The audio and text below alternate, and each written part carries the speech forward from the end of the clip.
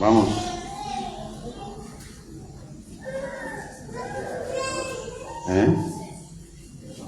Bueno, como quieran. Y yo me pongo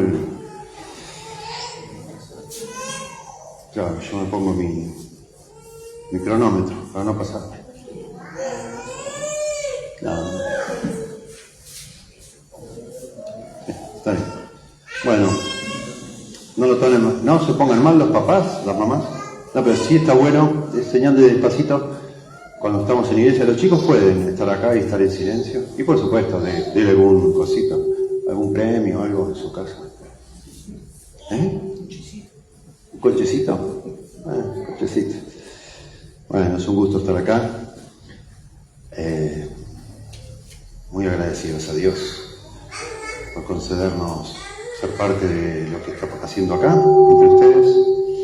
Me encantó también conocer a Daniel, ¿verdad? ¿Es usted? Y el grupo que vino de Peguajó. Bueno, a ver qué hace el Señor, ¿no? Con ustedes. Me alegra verlos, conocerlos. Y nuestro deseo hoy, por supuesto, es escuchar la palabra y participar de la Santa Cena, que después vamos a explicar. Yo les animo ahora, por favor, a abrir en Lucas, capítulo 23. Lucas 23. Lucas 23, versos 32 al 43. ¿Está bien? ¿Se escucha, verdad? Bueno. Lucas 23, versos 32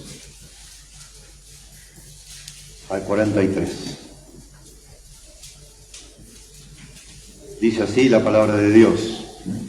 Llevaban también con él a otros dos, que eran malhechores, para ser muertos. Y cuando llegaron al lugar llamado de la Calavera, le crucificaron allí, y a los malhechores, uno a la derecha y otro a la izquierda. Y Jesús decía: Padre, perdónalos, porque no saben lo que hacen. Y repartieron entre sí sus vestidos, echando suertes. Y el pueblo estaba mirando, y aún los gobernantes se burlaban de él, de Cristo, ¿no? En la cruz de Jesús, diciendo: a otro salvó, sálvese a sí mismo, si este es el Cristo, el Mesías, el escogido de Dios. Los soldados también le escarnecían, acercándose y presentándole vinagre, y diciendo: si tú eres el rey de los judíos, sálvate a ti mismo. Había también sobre él un título escrito con letras griegas, latinas y hebreas, que decía: este es el rey de los judíos. Y uno de los malhechores, estamos en Lucas capítulo 23, ¿verdad? Verso 39. Y uno de los malhechores que estaban colgados le injuriaba, diciendo: si tú eres el Cristo, sálvate a ti mismo y a nosotros. Respondiendo el otro, le reprendió diciendo: ¿ni aún temes tú a Dios, estando en la misma condenación? Nosotros, a la verdad, justamente padecemos, porque recibimos lo que merecieron nuestros hechos, mas este ningún mal hizo. Y dijo a Jesús: acuérdate de mí cuando vengas en tu reino. Entonces Jesús le dijo: de cierto, te digo que hoy estarás conmigo en el paraíso. Impresionante. Ahí vamos a parar. El Evangelio de Lucas, el escritor Lucas, es particularmente, a distinción de los demás evangelistas, el que más describe y escribe acerca de conversiones de personas. Es muy interesante ver eso. Lucas es el único que explica cómo se convirtió Mateo, que acá él le llama Leví. Lucas muestra cómo se convirtió Pedro, allá en el capítulo 5 de Lucas. Lucas muestra en el capítulo 19 cómo se convirtió Zaqueo, de una manera también preciosa. Lucas muestra acá cómo se convierte, acá le dice malhechor, ¿sí? Es un ladrón, dice, ladrones eran, según otros evangelios, cómo se convierte allí en la cruz. Después Lucas muestra en el libro de Hechos cómo se convierte el apóstol Pablo. Y el carcelero de Filipos, también, Hechos 16. Es hermoso. Y seguramente cuando nosotros estudiamos las conversiones de otras personas, sobre todo las que están en la Biblia, seguramente podríamos ver alguna similitud con nuestra propia conversión a Dios. Ayer hablamos o escuchamos 4 testimonios muy lindos sobre la conversión. Bueno, esta particularmente yo creo es única, esta conversión. Todas las conversiones son únicas, ¿verdad? Pero esta es algo muy dramático, muy dramática, muy diferente a todas las demás por el momento en donde sucede la conversión. Está Jesús ahí colgado desnudo. Nosotros a lo largo de los siglos en el arte han puesto a Jesús colgado en una cruz con un taparrabo, pero la verdad es que estaba desnudo. Y los ladrones también estarían desnudos, los malhechores. Un momento horrible, desgraciado, una maldad a lo máximo, digamos, ¿no? La gente burlándose, gritando, escupiendo, diciendo tonterías. Los apóstoles todos temerosos, confundidos, ¿no? Y estos 2 ladrones, uno de cada lado, burlándose, hasta que uno deja de hacerlo y se convierte. Digo, todos estos elementos, ¿no?, hacen que esta conversión sea única y potente también para leer y pensar. A mí me gusta cuando hay bautismos, no siempre, pues si no es aburrido, pero a menudo cuando hay bautismos en la iglesia me gusta predicar este pasaje, porque este hombre está en el cielo, Jesús lo dice, esta noche estarás conmigo en el paraíso, pero nunca se bautizó. Muy interesante, nunca se bautizó, no tuvo tiempo, ¿cómo iba a ser? ¿Verdad? Y eso es un lindo testimonio también para pensar si alguno está confundido pensando que por no haberse bautizado está perdido. Bueno, acá hay un testimonio de alguien que nunca se bautizó y está con el Señor, ¿no? Es digno de que dediquemos un tiempo acá a analizar lo que está pasando y pensemos en nuestra propia conversión, o la no conversión en todo caso, si alguno de pronto se está engañando a sí mismo. Paréntesis, en la Biblia habla mucho de que nuestro corazón es engañoso, más que todas las cosas, y que nos podemos engañar a nosotros mismos. Y si en algo nos pudiera también engañar el diablo, si algo valioso o estratégico hay para que nosotros nos engañemos, sería en hacernos creer que somos creyentes y no lo somos. Habla de eso la Biblia, Mateo 7, dice: en aquel día muchos me dirán, Señor, Señor, en tu nombre hicimos milagros, en tu nombre echamos demonios, en tu nombre profetizamos, y yo os diré, apartados de mí, nunca os conocí, apartados de mí, hacedores de maldad. Está lleno de personas que se autoengañan creyendo que son creyentes y no lo son. Y esto es muy delicado, ¿no? Muy delicado. Y nosotros los líderes espirituales tenemos que ayudar a las personas a discernir eso, con amor, con cariño. De hecho, que nosotros bauticemos a alguien, como pasó ayer, Tony nos bautizó a 4 personas, lo que está diciendo es que después de haber examinado los testimonios, de haber escuchado, que él está dando fe de que son creyentes esas 4 personas, ¿verdad? Y aún así nos podemos equivocar. Yo he bautizado personas de todo corazón, y pensando, de todo corazón, que eran creyentes, y después de unos años se han alejado de Dios y han mostrado que nunca fueron creyentes.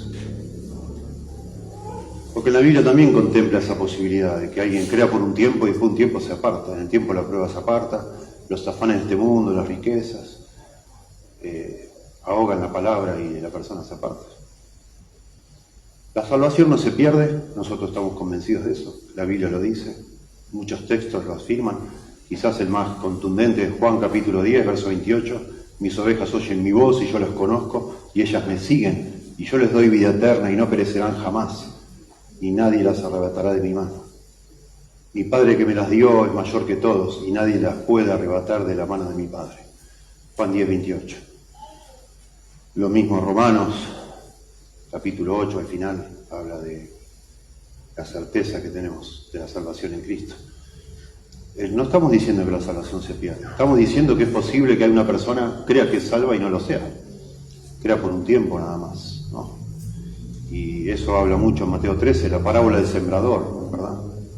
Después la semilla cae, parte junto al camino, gente que no le interesa, parte cae en el terreno rocoso, que no tiene profundidad, y cuando sale el sol se seca. Tiempo de la prueba, la persona ya no no cree más en el Señor, se aparta. Y parte cae entre espinos, dice, ¿verdad? Y esos espinos también cuando crecen ahogan la palabra. Dice que son los afanes de este mundo, las riquezas, etc. Y después parte cae en buena tierra, ¿no? Ya, de paso que menciono esto, a ver, yo vengo acá con muchas cosas en mi corazón. No tengo un bosquejo, claro que sí, pero no estoy obsesionado con dar absolutamente todo. Quiero ser de bendición, que aprovechemos el tiempo. En una iglesia pequeña, cuando va creciendo, es desgarrador. No que no lo sea en una grande, pero es más notable en una pequeña cuando personas creen por un tiempo y se apartan. Porque uno se encariña mucho, porque los creyentes verdaderos, estamos deseando que todo tome impulso, que crezca, etc. Y de golpe se va una familia, se van dos, a veces se va 5 personas, es una bomba. Se te va el corazón con ellos, ¿verdad? Bueno, pero es lo que dice la Biblia, lamentablemente. No todos vamos a creer de manera permanente, consistente, ¿verdad? Y también por eso está muy bueno y necesario que examinemos nuestra conversión. ¿Cómo es que llegamos un día a Cristo? ¿Cómo fue que llegamos a caer a los pies de Jesús, por usar una metáfora, pidiendo que Él nos perdone, ¿no? Y el ladrón junto a Jesús es un hermoso modelo para que nos examinemos, ¿no? Es precioso. Este es un ejemplo maravilloso por la clase de convertido. Mateo, a ver, Pedro era un hombre, un pescador, pero necesitaba la salvación. Mateo era un desgraciado y se convirtió. Mateo era un recaudador de impuestos que en general estafaban a la gente. Zaqueo era un desgraciado peor, porque era jefe de los recaudadores de impuestos y también se convierte. Pero este hombre es un malhechor y en otros evangelios dice ladrón, pero malhechor quizás sea mejor. Algunos creen, porque un ladrón tendría que haber sido un tremendo ladrón para estar crucificado ahí. Algunos creen que era más como una especie de terrorista, ¿no? Este malhechor, una persona que causaba muchos problemas, o estas dos personas que causaban muchos problemas contra la ley, contra el gobierno de Roma. Los judíos no podían matar a nadie en esa época, solo los romanos. Los judíos tenían que presentar el caso a los romanos, por eso le llevan a Jesús a Pilatos y a Herodes después.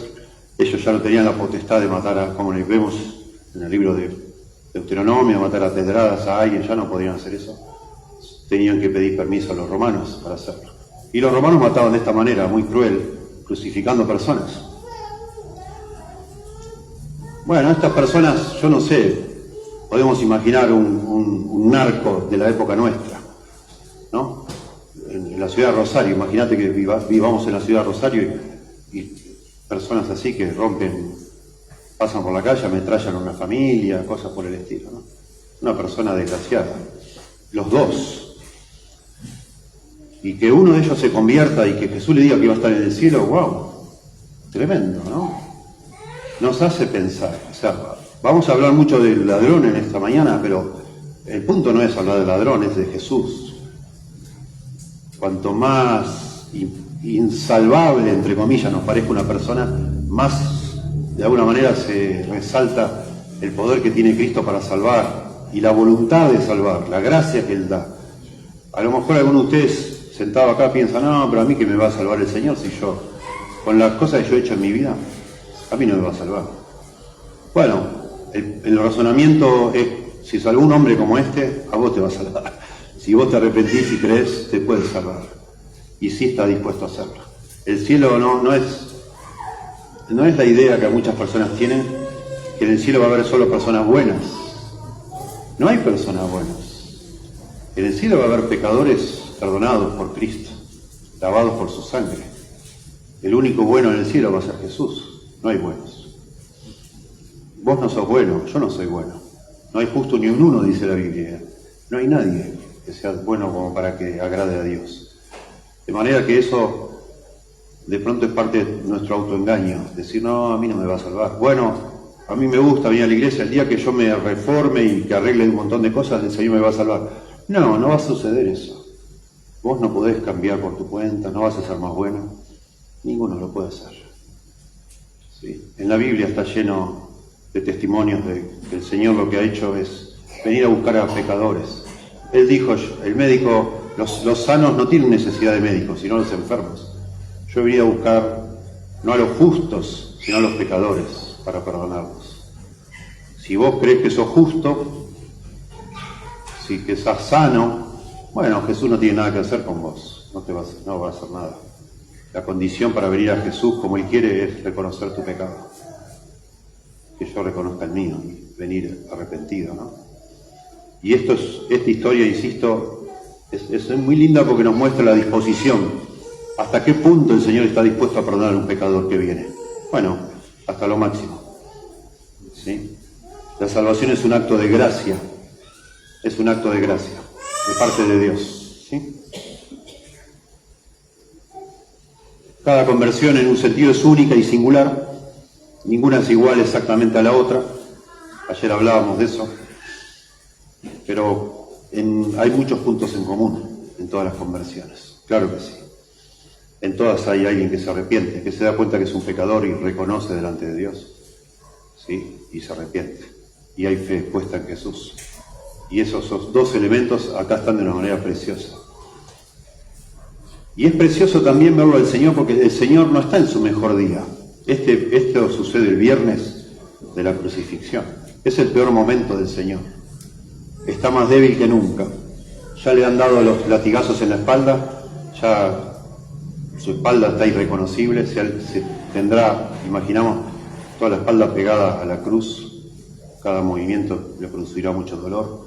Ya le han puesto la corona de espinas, ya han estado toda la noche escupiéndole, pegándole bofetadas. Dice una parte que una profecía, Salmo 22, que la cara de Jesús era irreconocible.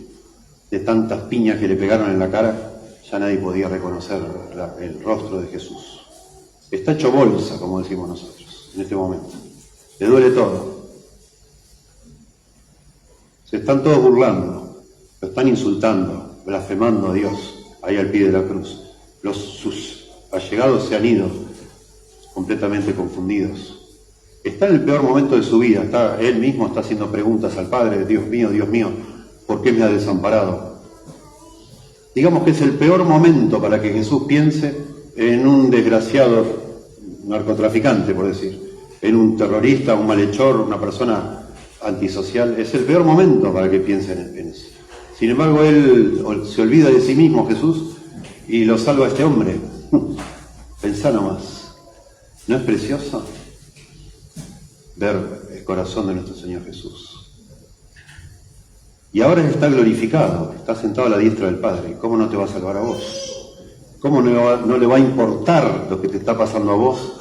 ¿Y cómo no va a escuchar tu oración pidiendo que lo perdones?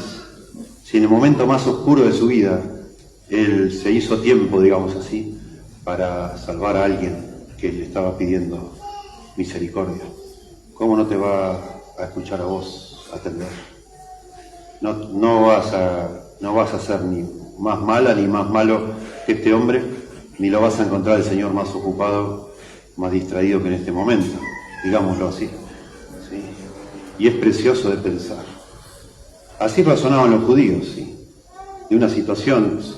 Si esto es cierto en este caso, ¿cuánto más en este otro? Bueno, hoy el Señor Jesús está dispuesto a salvar a los que se acercan a Él. El que a mí viene, dijo Jesús, yo no le echo fuera. Ya fue glorificado, ya resucitó, ya fue glorificado, está con el Padre y solo está esperando que se complete el número de los redimidos para venir a este mundo otra vez como Rey. Él ya tiene todo el poder, el Señor Jesús, para salvarnos. Es precioso de pensar así.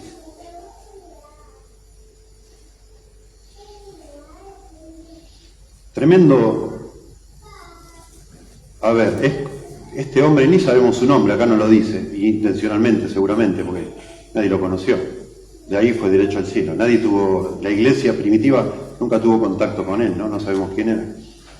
Pero podríamos pensar, si pudiéramos decirlo de alguna manera, este hombre estuvo en primera fila ahí, fue el protagonista de todo lo que estaba pasando en la cruz. Nadie tuvo una percepción más clara, más completa, más vívida de lo que estaba viviendo Jesús las últimas horas de su vida en esta tierra, ¿no? Él estaba ahí viendo todo, escuchando todo, mirando las caras de la gente. Tremendo. Y él estaba burlándose antes de arrepentirse. Él era uno de los que se burlaba, nos dicen los otros evangelios. Si quieren, acompáñenme, porque es lindo verlo. A ver, yo intencionalmente ni lo puse en mis notas para buscarlo junto con ustedes. Vamos a Mateo 27:44. 27:44 de Mateo.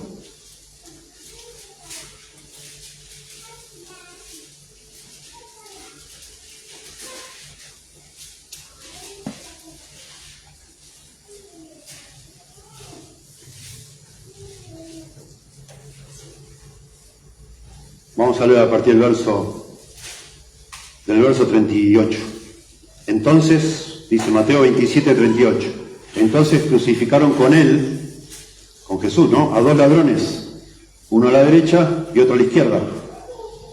Y los que pasaban le injuriaban a Jesús, ¿no?, le insultaban, meneando la cabeza y diciendo, noten la burla, tú que derribas el templo y en 3 días lo reedificas.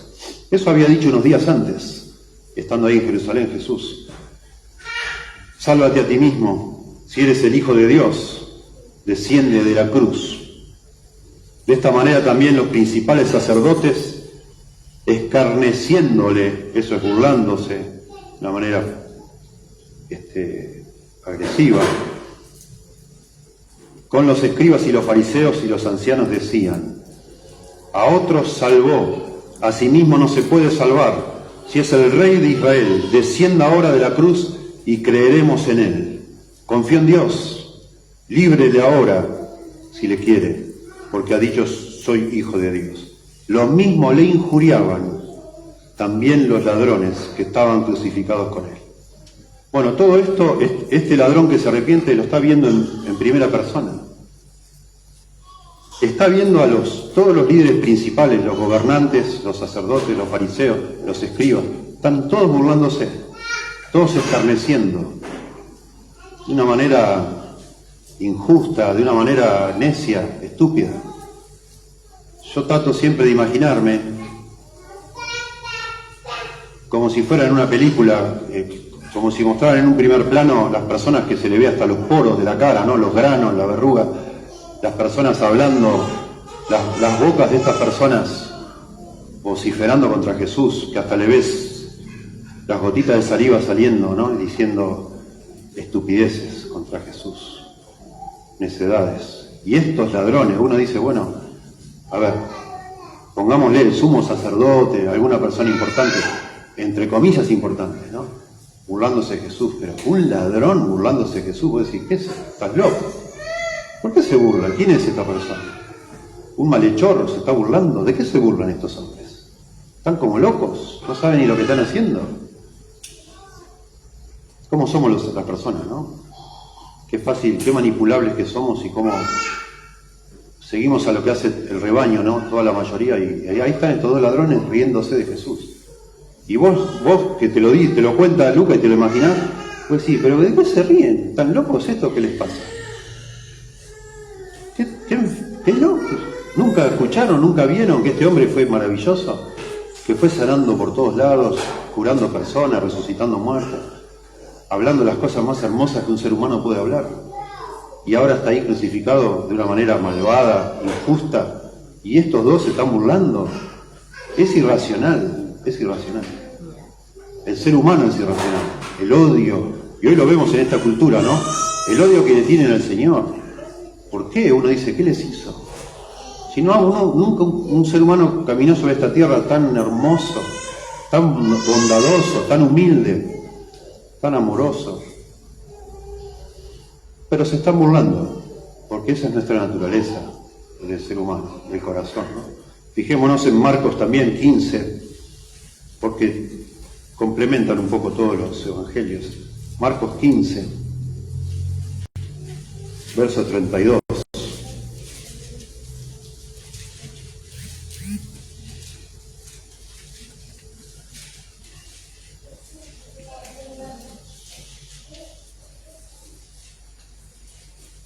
Bueno, repite más o menos lo mismo, lo anterior, ¿no? Vamos a hablar del verso 28. Y se cumplió la escritura que dice, y fue contado con los inicuos. Recién no leímos eso, Isaías 53 dice eso. O sea, con los malvados, ¿no? Está Jesús colgado entre dos malhechores como si él fuera un malhechor más.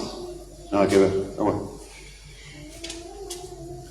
¿Se acuerdan la historia cuando la gente dijo, Pilato dijo, ¿lo quieren a Barrabás o a Jesús? Barrabás era también un líder, un revoltoso, digamos, ¿no? Un rebelde, un agitador social. ¿Lo quieren a Barrabás o a Jesús? Y todo, crucifícale, toda la gente, ¿no? Enloquecidos, todos enloquecidos. Imagínense. Y ahí está Jesús, contado entre los inicuos, entre los malvados, que no lo fue. Nunca pecó ni se halló engaño en su boca, dice la Biblia. Y los que pasaban le injuriaban, verso 29, Marcos 15, meneando la cabeza y diciendo, va, tú que derribas el templo de Dios y en 3 días lo reedificas, sálvate a ti mismo y desciende de la cruz. De esta manera también los principales sacerdotes, escarneciendo, se decían unos a otros con los escribas, a otros salvó, a sí mismo no se puede salvar. Noten de nuevo, los principales sacerdotes, los escribas, los fariseos, el Cristo, verso 32, Rey de Israel, descienda ahora de la cruz, para que veamos y creamos. También los que estaban crucificados con él le injuriaban, los 2 ladrones, o los 2 malhechores. Tremendo, ¿no? Parece mentira. Dice acá, ya para tener una referencia, cuando vino la hora sexta, estamos en Marcos 15, hubo tinieblas sobre toda la tierra hasta la hora 9. Bueno, la hora sexta son las 3 de la tarde, hasta la hora 9, las 6 de la tarde. ¿Sí? O no, me estoy equivocando. Son las 12 del mediodía, el día empieza a las 6 de la mañana, más 6, 12 del mediodía hasta las 3 de la tarde. Ahí hubo tinieblas. Bueno, volvemos a Lucas, a nuestro relato de los malhechores aquí. Nos damos cuenta, ya leímos estos, son los 3 evangelios sinópticos que se dice que cuentan lo mismo, son parecidos, que el único que cuenta la conversión de uno de estos malhechores es Lucas. Y lo que nos damos cuenta es que este hombre está ahí, como decimos, está en primera fila, está viendo todo, y se suma a la multitud. Los 2 se suman, parece mentira. Y uno está ahí imaginando y dice, no puede ser. ¿Qué hacen todos burlándose de Jesús? Y este hombre burlándose también, están los 2 hombres, ¿no? Algo pasa en algún momento que uno de los 2 ladrones empieza a sentirse así, como diciendo, ¿qué estoy haciendo acá? ¿Estoy loco o qué me pasa? ¿Cómo me voy a reír yo de esta persona? Algo pasó que empezó a ver luz en su mente. Mientras todo se volvía oscuro alrededor, mientras una oscuridad tremenda de 3 horas cubrió la tierra, quizás en ese momento, quizás la gente se sorprendió, no lo sabemos. Algo pasó en la mente de este hombre que empezó a pensar, el Espíritu Santo de Dios, ¿no? Obró y él empezó como a razonar, a volver en sí.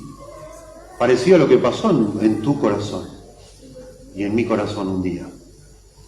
En algún momento uno empezó a ver a Jesús con otros ojos, ¿no? Empezamos a pensar y decir, no, pero a lo mejor el equivocado soy yo, el necio, el arrogante, el soberbio soy yo, y Jesús verdaderamente es la persona más hermosa que hay, ¿no? Y esto no es un engaño.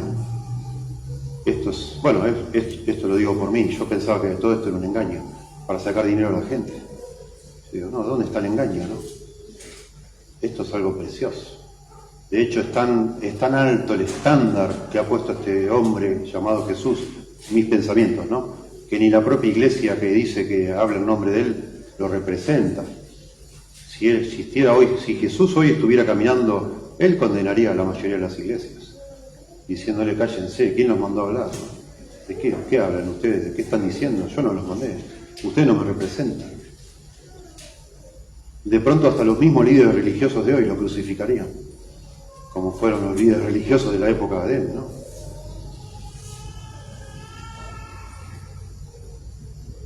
Es increíble. En la condición más imposible, digamos así, este hombre empieza a volver en sí, este ladrón. No sabemos si él durante su vida lo vio a Jesús en alguna de sus charlas, de sus predicaciones. No sabemos si él escuchó de oídas sobre los milagros de Jesús, si tenía alguna noción. No sabemos. No sabemos si él leía las Escrituras, si tenía temor de Dios. Se ve que no tenía porque se estaba burlando, pero en algún momento le empezó a venir temor de Dios en su corazón, ¿no? Si tenía algún versículo en su mente, quizás era un judío que había sido educado desde pequeño en la sinagoga y algún texto bíblico le vino a la cabeza, el Espíritu Santo lo trajo. No sabemos nada. Pero lo que sí sabemos es que en el momento menos pensado este hombre se dio cuenta de toda su maldad. Y para que uno se convierta, algo así tiene que pasar. De una forma o de otra. Vos tenés que verte y ya no verte tan fenómeno como vos creés, sino verte de verdad, como Dios te ve. Y eso es como una persona injusta, desagradecida, ingrata, indiferente, soberbio, diciendo tonterías como a mí nadie me regaló nada, cuando todo lo que tenés te lo dio Dios. ¿Quién no te regaló? ¿Cómo decís eso? ¿Verdad?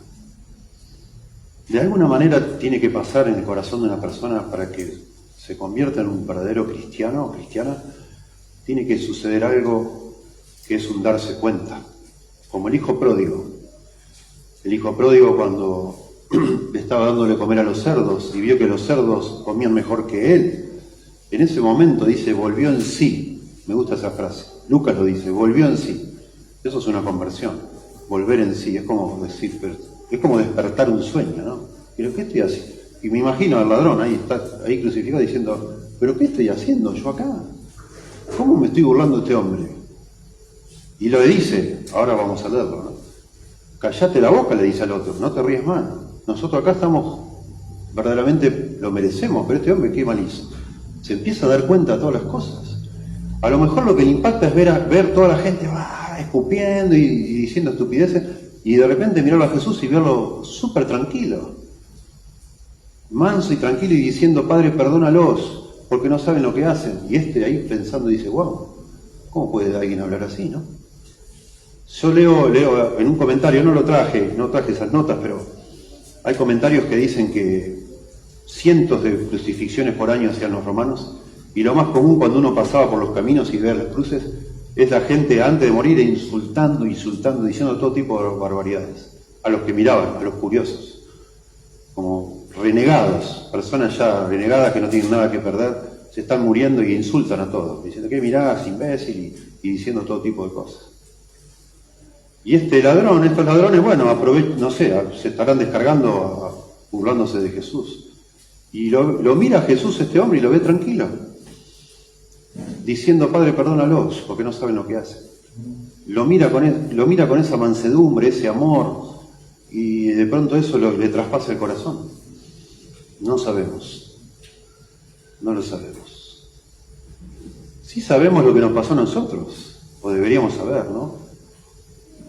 Yo como ateo compré una Biblia y empecé a leer solo para tener más argumentos, ser más inteligente a la manera de discutir a la hora de discutir con mis compañeros católicos, ni siquiera creyentes. Nunca tuve un compañero creyente en la secundaria. Y empecé a cerrar la boca, a sentirme un tremendo necio mientras leía a Jesús. El sermón del monte, me voló la cabeza. Digo, esto no puede ser. Este ser humano ¿cómo me perdí toda mi vida esto? 17 años tenía. Digo, ¿cómo me perdí leer esto? ¡Qué belleza! ¡Qué cosa más hermosa lo que está diciendo este hombre! ¡Qué capacidad de síntesis! ¡Qué profundidad de ética! ¡Qué ética tan profunda! Qué propuesta de vida tan bella, ¿no? Yo sin ser creyente no conectaba.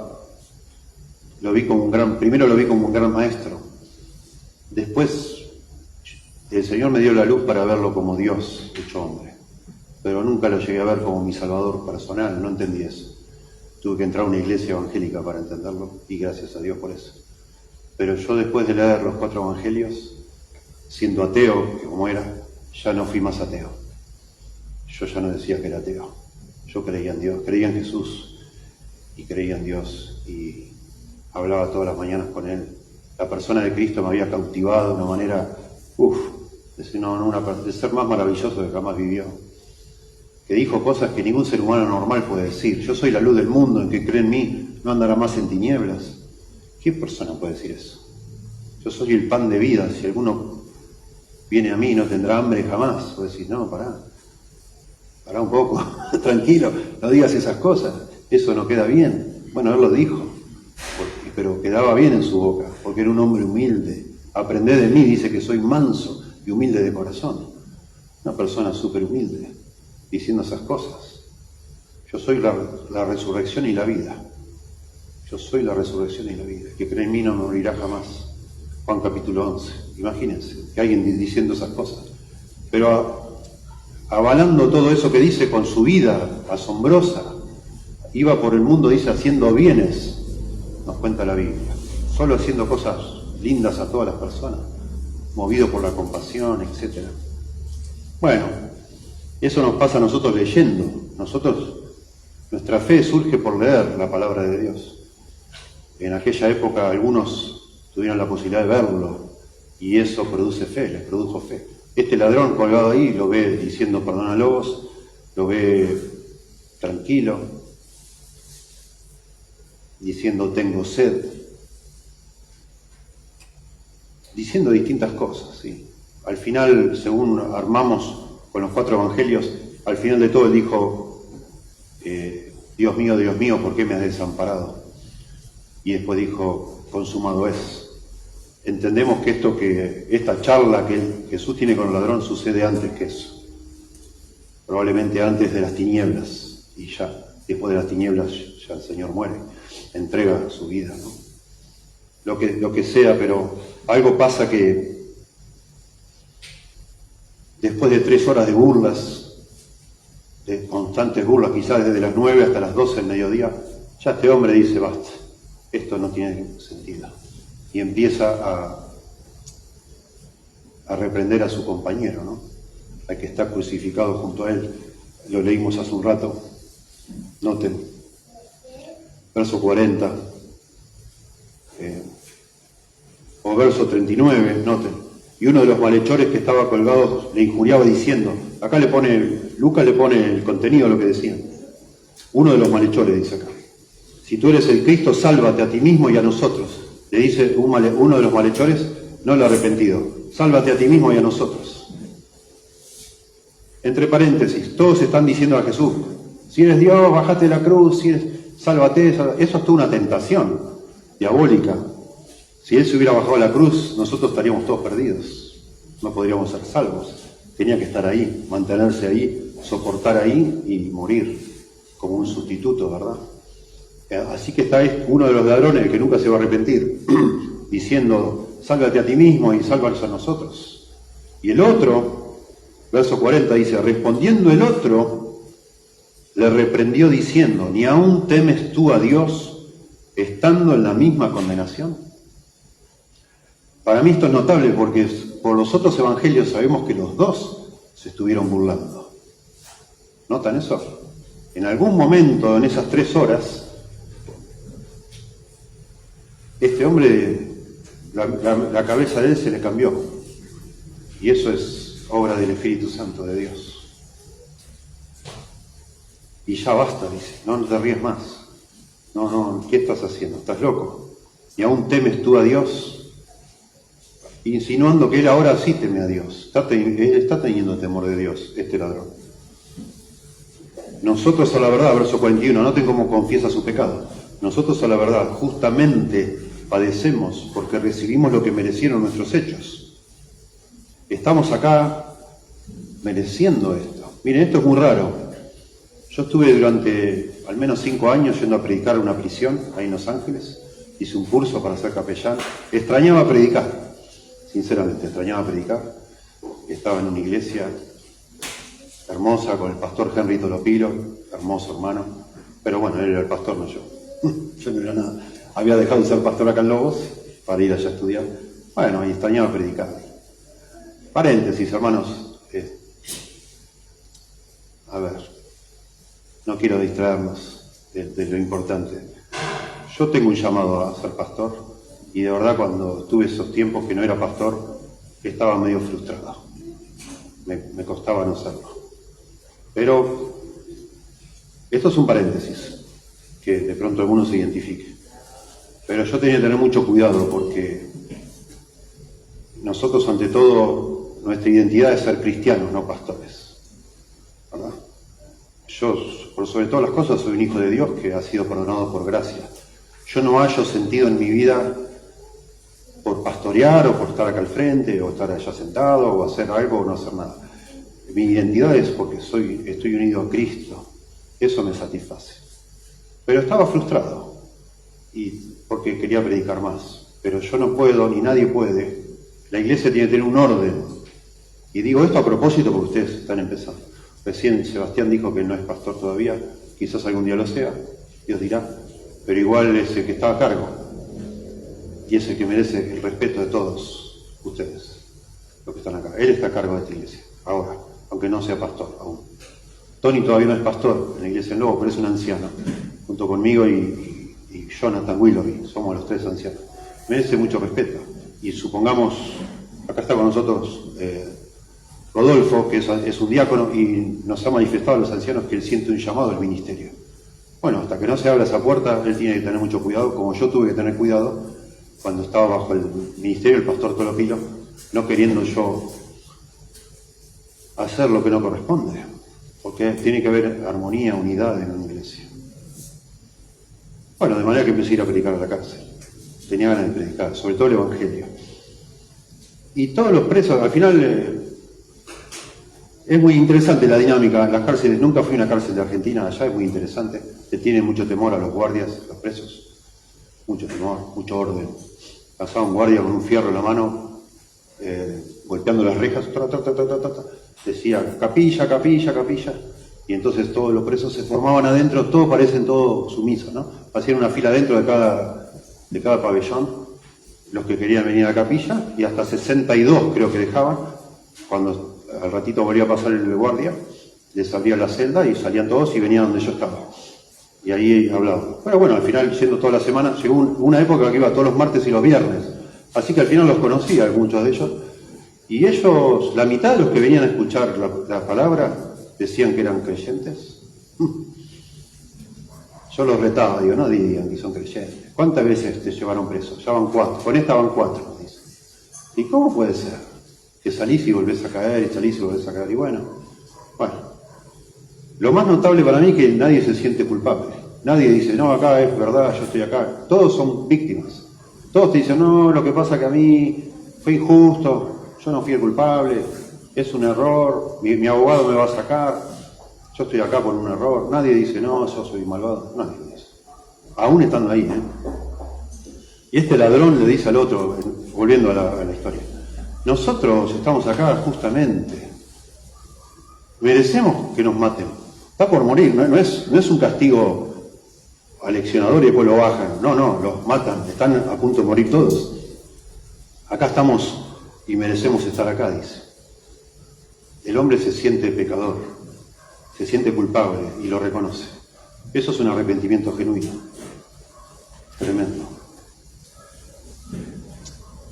Es impresionante. Mas ningún mal hizo. Este ladrón que no sabe nada, no estuvo con Jesús, en ese momento todo el mundo lo estaba negando. Él le dice al otro, este hombre ningún mal hizo. ¿Cómo sabía? ¿Cómo puede ser? ¿Cómo pudo dar ese testimonio tan claro? No lo sabemos, pero Dios está obrando en su corazón. Ningún mal hizo. Y dijo a Jesús, y esto es algo asombroso, y dijo a Jesús, acuérdate de mí cuando vengas en tu reino. Y vos decís, ¿qué? ¿Cómo? ¿De qué reino estamos hablando? Pensá por un momento, ¿quién de todos los que estaban ahí al pie de la cruz veía a Jesús realmente como un rey en ese momento? Nadie. estaban burlando, dice, este es el rey, decía el rey de los judíos. Quizás eso también le impactó a este ladrón, a lo mejor no sabía nada de él, pero leyó, este es el rey de los judíos, que estaba en 3 idiomas ahí, latín, griego y hebreo. Dice, wow, este es el rey. Pero todo magullado, deformado, desnudo, humillado completamente. Es como que vos, no sé, una persona dice, yo soy Napoleón, famoso así, de alguna manera ridiculizan a alguien que está en un manicomio, se cree Napoleón, ¿no? La mayoría dirá, este es un loco, está loco mirá, este se creía el rey de los judíos, todos se reían de eso. Y este ladrón, o malhechor, lo ve como un rey, y le dice, acuérdate de mí cuando vengas en tu reino. Y no solo lo ve como un rey, él cree que van a morir ahí los 3, pero Jesús va a volver a venir. Y vos decís de nuevo, ¿quién creía en toda esa escena que Jesús iba a resucitar? Ni los apóstoles lo creían. Unas páginas después, cuando resucita Jesús, ¿se acuerdan? Que van 2 mujeres, etcétera, María y Marta, o María Magdalena, etcétera, y los apóstoles no lo pueden creer. Y ellos que habían sido instruidos por el Señor Jesús, les falta la fe, el discernimiento. Y este ladrón cree, de alguna manera que no entendemos, que Jesús va a volver con un reino, en un reino. Y es lo que va a pasar.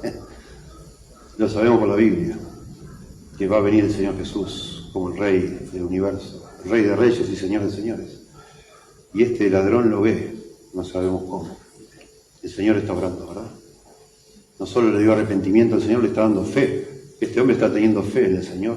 Y es un testimonio, al menos pensado, de pronto un testimonio necesario. Así como un soldado romano, nos cuenta el Evangelio de Marcos, es el único que dice, verdaderamente este era el Hijo de Dios, un soldado romano. Da testimonio de que Cristo realmente era el Hijo de Dios, en medio de toda esa escena escandalosa. Bueno, acá es este ladrón que está diciendo, acuérdate de mí cuando vengas en tu reino. Y entonces Jesús le dijo, de cierto te digo, que hoy estarás conmigo en el paraíso. No algún día cuando venga en el reino, hoy mismo, cuando yo parta de acá, te llevo conmigo al paraíso, que es el cielo. No vamos a profundizar acá, pero si usted quiere, puede mirar en 2 Corintios capítulo 12, que el cielo y el paraíso es el mismo lugar. Así imaginaban los antiguos, sobre todo en Medio Oriente, el paraíso, en Génesis 3, la situación ideal que era cuando Adán y Eva estaban con Dios en el paraíso. Y así se imaginaban el cielo, volver a estar de nuevo donde está Dios, la presencia de Dios. Es ese paraíso que se había perdido y ahora se recupera, ¿no? Es el cielo. Jesús le está diciendo, hoy mismo vas conmigo al cielo. Impresionante. Y dice, cuando era como la hora sexta, hubo tinieblas sobre toda la tierra hasta la hora novena, y bueno, y ahí ya el Señor muere, expiando los pecados de todos. Este ladrón reconoce su culpa, confiesa a Jesús, tiene temor de Dios. Un creyente tiene temor de Dios, convertido. Horrenda cosa es caer en manos del Dios vivo, dice la Biblia. Una persona que se ha convertido tiene temor de Dios. Y ese temor se manifiesta de muchas maneras. Hay cosas que son sagradas para Dios, no se juega y se respeta. Y el Señor, si algo nos ha regalado cuando nos convertimos a Él, es la humildad. Se va creciendo, ¿no? Se va cultivando, combatimos el orgullo, pero un creyente orgulloso es algo como un helado caliente. No existe, un helado caliente no es helado. Olvídate. O es helado o es caliente, las dos cosas no. Un creyente orgulloso parece una gran contradicción, ¿no? Un creyente es alguien que teme a Dios, y temer a Dios implica respetar las cosas de Dios, respetar su iglesia, las autoridades de la iglesia. Humillados bajo la poderosa mano de Dios, dice Pedro a los jóvenes. Está discutiendo esto en 1 Pedro 5, cuando habla de los ancianos, etc. Y ustedes los jóvenes, humíllense bajo la poderosa mano de Dios, y Dios os exaltará cuando fuere tiempo. Un creyente, a pesar de que somos pecadores, tenemos temor de Dios. Y el Señor nos regala eso. Y este hombre lo tuvo de una manera hermosa.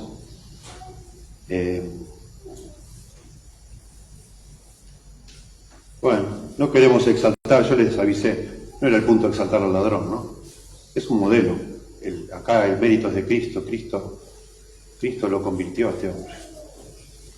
Es una belleza esto. La fe de este ladrón es digna de imitar. El arrepentimiento de este ladrón es digna. Por eso lo pone Lucas. Acá y otras conversiones, como dijimos, para que nosotros imitemos o nos fijemos y pensemos. Tanto el arrepentimiento como la fe del ladrón son preciosos. Incluso hasta dio fruto a este ladrón, pues se convirtió. Y en la Biblia habla de frutos de arrepentimiento, que son obras de arrepentimiento, ¿no? Juan Bautista pedía a las personas que venían a bautizarse por arrepentimiento que den frutos dignos de arrepentimiento.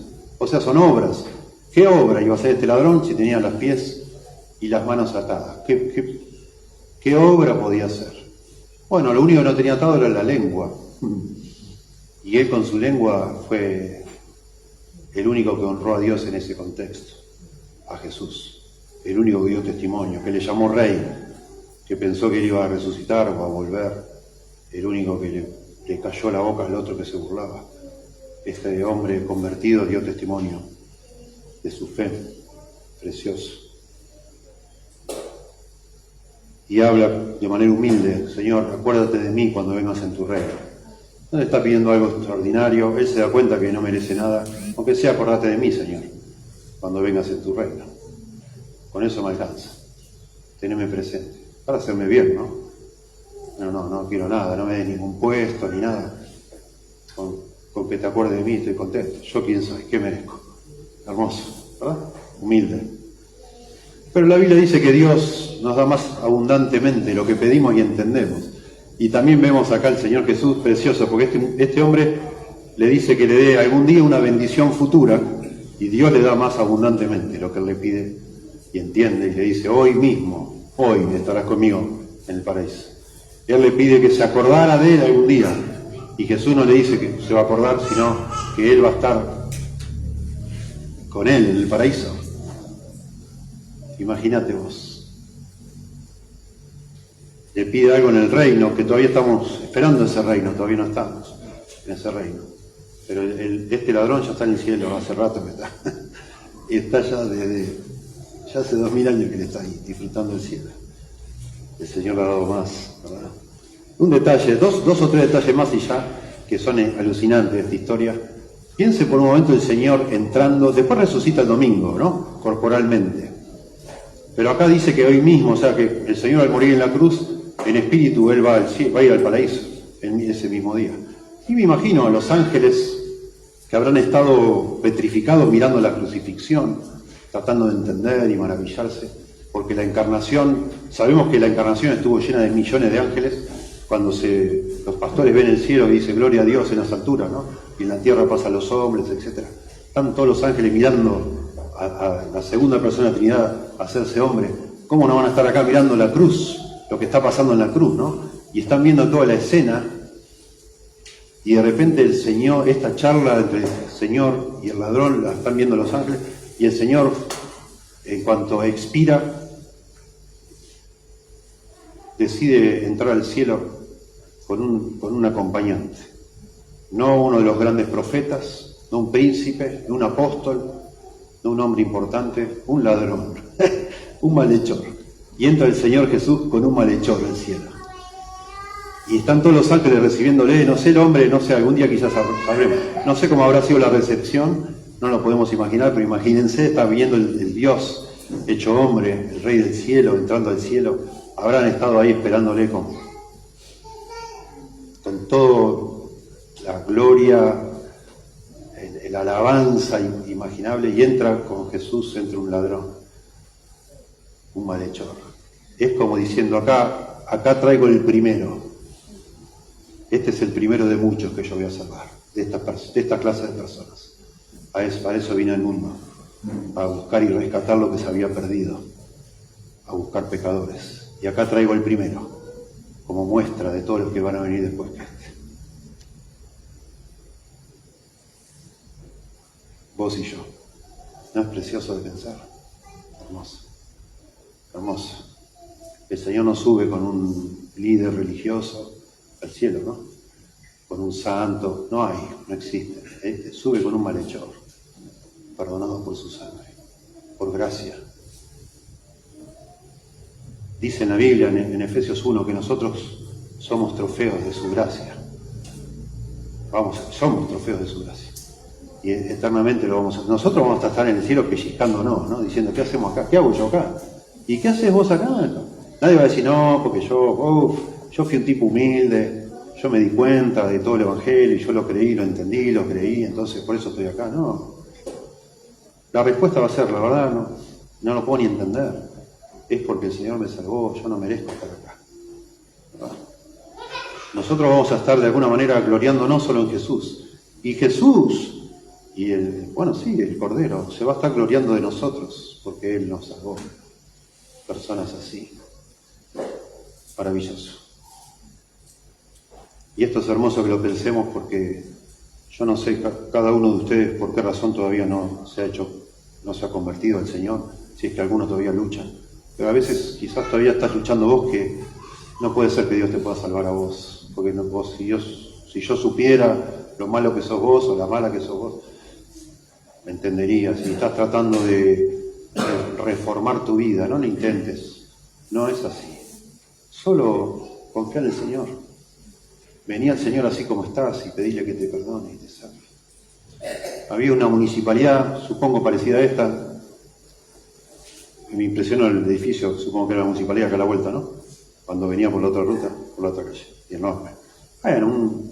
Supongo, me imagino yo un edificio un poco más viejo, y estaban contrataron al pintor de la ciudad, acá debe haber algún buen pintor, para hacer un mural, cosa que la gente entrara a la municipalidad y viera en un mural una pintura que representara a todo el pueblo, digamos, a la persona del pueblo. Entonces el pintor le dieron libertad, pero le dieron un poco una idea. Y nos gustaría que haya, no sé, un bombero, una enfermera, ¿verdad? Algún hombre de campo ahí arriando vacas, vaya a saber. Seguro, ¿no? No sé qué es lo característico de esta ciudad, pero más o menos representativos, ¿no? Una maestra. Bueno, el pintor de a poquito fue convocando a su estudio a un bombero, una maestra, etc. Y se le ocurrió que estaría bueno poner también a un hombre que todo el mundo lo conocía, estaba todo el día pidiendo plata en la calle, todo sucio, todo barbudo, la ropa toda sucia, rota.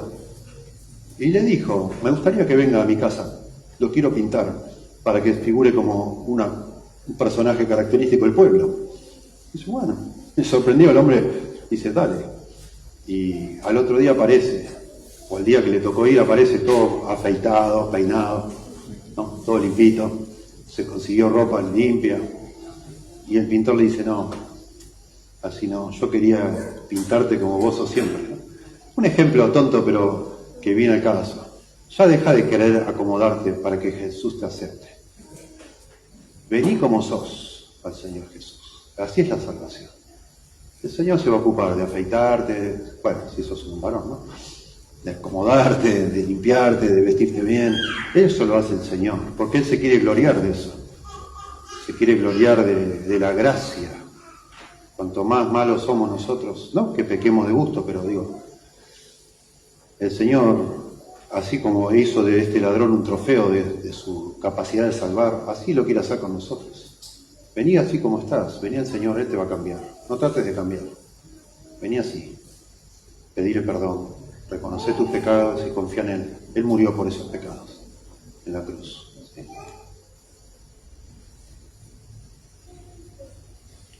Bueno, parece mentira, ¿no?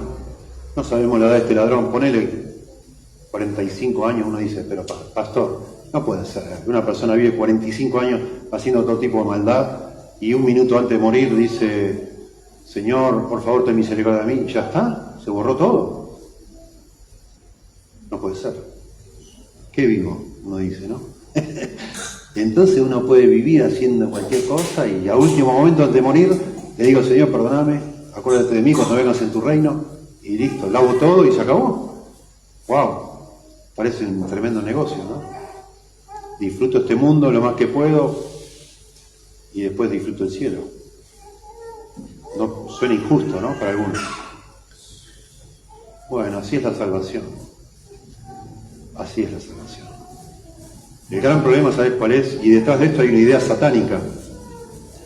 Calculamos nosotros que Satanás ha usado este pasaje para seducir y engañar a muchas personas. El gran problema, ¿sabes cuál es? En este escenario, que vos no sabés cuándo ni cómo te vas a morir. Suena un buen plan, ¿no? Endeudarte, hacer todo lo que quieras, ser un desgraciado, disfrutar la vida, entre comillas disfrutar, ¿no? Si eso fuera disfrutar. Y total, después te convertís y vas al cielo. Bueno, primero que no sabés cómo te vas a morir, ¿verdad? Si vas a tener tiempo de pensar demasiado. Hay gente que muere así, en un instante, ¿no? En un choque, en un accidente, en un paro cardíaco. Y segundo, que la Biblia dice que el pecado, cuanto más lo practicamos, más nos va endureciendo y ya no nos interesa nada. Este hombre, por la gracia de Dios, tuvo temor de Dios, pero el otro no. No es una regla que todo el mundo antes de morir va a tener una oportunidad de decidir si se arrepiente o no se arrepiente. No es una regla. La oportunidad es hoy. Eso enfatiza la Biblia. Si oyereis hoy su voz, dice la Biblia, no endurezcáis vuestro corazón. Si hoy vos estás escuchando el Evangelio, y esto que te estoy explicando es el Evangelio, y te está tocando el corazón, bueno, arrepentite hoy. No tenés garantía de que otra vez en tu vida Dios va a obrar en tu corazón. No hay garantía. Y quizás nunca más tengas la oportunidad. ¿Por qué la vas a dejar pasar? ¿Quién sos vos para disponer de Dios, digamos? Si no, algún día Dios me va a volver a tocar. No sabes. Dios no es así. Esto es gracia. Dios te ofrece hoy gracia. Quizá mañana se acaba la oferta, digamos. Y ya está. Así es la vida, ¿sí? Bueno. Qué precioso el Evangelio. Y esto está puesto, no es un caso excepcional. Si este ladrón hubiera sido un caso excepcional, en la Biblia no se lo contaría. La Biblia lo cuenta porque es un modelo para otros, para que nosotros tomemos ánimo y vengamos a Dios así como estamos, arrepentidos, confiando no en nuestras obras, que no sirven para nada, son como trapo de inmundicia, dice la Biblia, sino en la gracia del Señor, ¿verdad?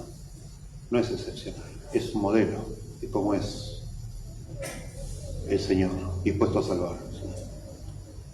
Así que te animo, por favor. Yo no los conozco, a ninguno de ustedes, apenitas, algunos de acá. Pero consideremos varias posibilidades. Una es que vos no seas un creyente, que es posible. Quizás has estado por años en una iglesia, pero nunca te explicaron el Evangelio. El Evangelio no es pare de sufrir, el Evangelio no es vení que Dios te quiere bendecir, Dios está locamente enamorado de vos. Eso no es el Evangelio. Eso son todas charlatanería para sacarte algo a vos. El Evangelio es que vos, al contrario, Dios no está locamente enamorado de ninguno de ustedes, ninguno de nosotros. Dios está profundamente ofendido por nosotros, por nuestro pecado. Él es santo. Y si nosotros morimos en nuestros pecados, estamos perdidos para siempre. Nosotros necesitamos reconciliarnos con Dios. Y eso solo es posible por medio de la obra de Cristo, que es perfecta, suficiente. Entonces, más que decirle a una persona, Dios te ama, Dios está locamente enamorado por vos, Dios tiene un plan para vos maravilloso. El plan de Dios para vos y para mí es matarnos en el juicio eterno. Ese es el plan de Dios. Dios no tiene ningún plan maravilloso para nosotros. No es así como se explica el Evangelio. El Evangelio es que Dios está profundamente ofendido por nuestros pecados porque Él es santo y necesitamos de manera urgente arrepentirnos y pedirle a Dios que nos perdone, no por lo que vamos a prometerle que vamos a hacer, sino por lo que hizo Cristo en la cruz por nosotros. Así que te animo, por favor, que te arrepientas. No tomes la gracia de Dios en vano, no juguemos con esto. Busca al Señor de corazón. Deja el futuro en sus manos. Arrepentirse es estar dispuesto a dejar el pecado, no dejarlo porque, bueno, acá hay pecados que de pronto los puedes dejar ya mismo, acá sentado. Hay otros que no.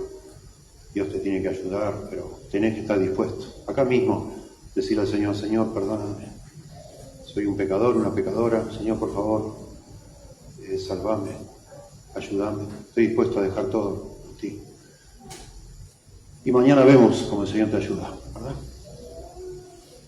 Y otro escenario es personas que a lo mejor han estado por años en una iglesia y creen que son creyentes y no lo son. Examínate, por favor. Fíjate si de verdad hubo una conversión en tu vida, un darte cuenta, un volver en sí de esa forma. Todo gira alrededor de tu culpa y del perdón que Dios ofrece para esa culpa. No de si te faltaba trabajo y viniste a la iglesia y te dieron trabajo, o conseguiste, o si estabas sola o solo y ahora estás de novio, o te casaste. Testimonios raros uno escucha a veces y dice, sí, ¿cómo sabe? Yo le pregunto a una persona, ¿cómo sabe usted que es cristiana? No, porque un día yo tuve un accidente, casi me muero, pastor, y le pedí a Dios que me salve, y no me morí, me salvó. Le digo, bueno, te salvó de morirte en ese momento, pero la salvación eterna del alma tiene que ver con que vos reconozcas tu pecado. Si nadie te confrontó con tu pecado, al punto de que vos sintieras la necesidad de arrepentirte, y vieras que la única solución era la muerte de Cristo en la cruz, no sos salvo, nunca escuchaste el Evangelio, ¿verdad? Tenés que escuchar el Evangelio para poder creerlo. La fe es por el oír y el oír es por la palabra de Dios. Entonces cuidado, ¿por qué decís vos que sos creyente? No, pastor, un día venía manejando y se me apareció una luz y yo me di cuenta que era Cristo y a partir de ahí sé que soy cristiana. Así no se convierte nadie. Un día un pastor me dijo, a mí Jesús me entró por la rodilla, me dice. Le digo, ¿cómo es eso? Le digo, cosa rara que la gente saca de algún lado, no te entró por la rodilla. Lamentablemente no. Y el pastor, estábamos todos cenando con él, un grupo grande, y nos quedamos todos duros, dándonos cuenta que el hombre nunca había escuchado el Evangelio y creía cualquier tontería. Que no sea tu caso, por favor, ¿no? Que no sea tu caso. Todo está en la Biblia, no está en los sueños ni visiones de nadie, ni tuya ni de nadie, ¿verdad? Por favor, vení al Señor, pedile perdón por tus pecados y confía que lo que Él hizo en la cruz fue suficiente para pagar por esos pecados. Él nunca pecó, pero murió como un pecador porque Él estaba cargando sobre sí el pecado de todos nosotros. ¿Está bien? Oremos. Señor, te damos gracias por tu palabra. Te pedimos que la uses en nuestra vida. Señor, te alabamos, te adoramos de manera emocionada, Señor, pensando en esa escena de la cruz que fue realmente crucial, fue el punto central de la historia de la humanidad, Señor. Y ahí había un hombre colgado al lado tuyo que nos representa de una manera preciosa. Señor, que sea el caso para cada uno de los que estamos acá, que podamos decir que hemos reconocido nuestro pecado de la misma manera que Él y hemos abrazado por fe a ti, Señor, el único Salvador que hay en este mundo. Y hemos confiado de todo corazón que tu muerte en esa cruz fue suficiente para perdonarnos y que la resurrección de entre los muertos de alguna manera certifica, confirma que todo eso es suficiente. No hay nada que hacer ya está todo hecho. Ayúdanos, Señor, por favor, te ruego. En el nombre de Jesús.